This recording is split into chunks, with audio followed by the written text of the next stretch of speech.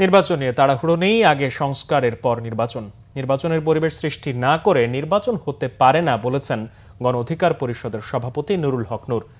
জুলাই অভ্যুত্থানের বার্ষিকী উপলক্ষে রাজধানীর আগারগাঁওয়ে ঢাকা মহানগর উত্তর গণ অধিকার পরিষদ আয়োজিত গণসমাবেশে নুরুল হক নূর একথা বলেন।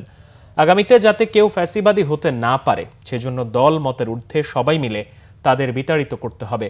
তিনি বলেন, গণ অভ্যুত্থানের পর এই কয়েক মাসে দেখা গেছে অনেকের পেট এরই মধ্যে মোটা হয়ে গেছে। অন্তর্বর্তীকালীন সরকারের 11 মাসে শিক্ষা ব্যবস্থা নিয়ে কোনো পদক্ষেপ দেখা যায়নি। ফ্যাসিবাদ মুক্ত বাংলাদেশে মানুষের যে আশা ছিল তা পূরণ হচ্ছে না। নূর বলেন, 5 আগস্টের আগেই জুলাই সনদ প্রকাশ করতে হবে।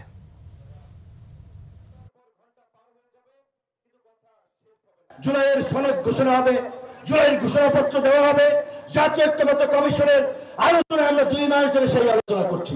প্রয়োজনে আমরা সব দল মিলে যমুনার সামনে অবস্থান নেব।